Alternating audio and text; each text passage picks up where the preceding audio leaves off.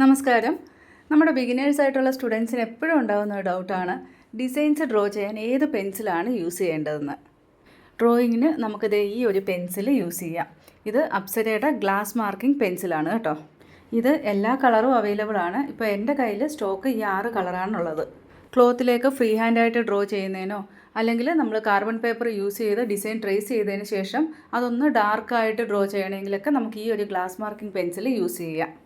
നമ്മുടെ normal pencil use ചെയ്യുന്ന പോലെ തന്നെയാണ് ഈ ഒരു പെൻസിലും യൂസ് ചെയ്യുന്നത്. നമ്മൾ ബുക്കിലൊക്കെ എഴുതുന്ന പെൻസിലില്ലേ, സെയിം അതേപോലെ തന്നെ. ബാക്ക് സൈഡും സെയിം അതേപോലെ തന്നെയാണ്. ഇതേ കണ്ടോ. ഇനി ഫ്രണ്ട് സൈഡ് കാണിക്കാം. ഇതാണ് ഫ്രണ്ട് സൈഡ്. ഈ ഒരു സൈഡാണ് നമ്മൾ കട്ട് ചെയ്ത് ഡ്രോയിങ്ങിന് വേണ്ടിയിട്ട് യൂസ് ചെയ്യുന്നത്. നോർമൽ പെൻസിൽ ഷാർപ്പ് ചെയ്യുന്ന പോലെ തന്നെ ഷാർപ്പനർ യൂസ് ചെയ്ത് തന്നെയാണ് നമ്മൾ ഇതും ഷാർപ്പ് ചെയ്യുന്നത്. അല്ലെങ്കിൽ കട്ടിംഗ് ബ്ലേഡൊക്കെ നമുക്ക് യൂസ് ചെയ്യാം. പോയിൻറ്റ് നമുക്ക് ആവശ്യമുള്ള അത്ര കട്ട് ചെയ്താൽ മതി കേട്ടോ. നമ്മുടെ നോർമൽ പെൻസിൽ പോലെ ഒരുപാട് കട്ടി കുറഞ്ഞ പോയിൻറ്റ്സ് അല്ല, ഇവിടെ കുറച്ച് കട്ടിയുള്ളതാണ് കേട്ടോ. അപ്പോൾ അതുകൊണ്ട് നമുക്ക് ആവശ്യമുള്ള അത്ര മാത്രം വെച്ചാൽ മതി. ഒരുപാട് നീളത്തിൽ വെക്കേണ്ട, ഒടിഞ്ഞു പോകും. നമ്മൾ പെൻസിൽ വെച്ച് ബുക്കിലൊക്കെ വരയ്ക്കുന്നത് എങ്ങനെയാണ് അതേപോലെ തന്നെ ഫാബ്രിക്കിൽ ഈ ഒരു പെൻസിൽ വെച്ച് നമുക്ക് ഡ്രോ ചെയ്യാൻ പറ്റും. എപ്പോഴും കോൺട്രാസ്റ്റ് കളർ യൂസ് ചെയ്യാൻ നോക്കണം. അപ്പോൾ നമുക്ക് നല്ല ക്ലിയർ ആയിട്ട് ആ ഒരു ഡ്രോയിങ് കാണാൻ പറ്റും.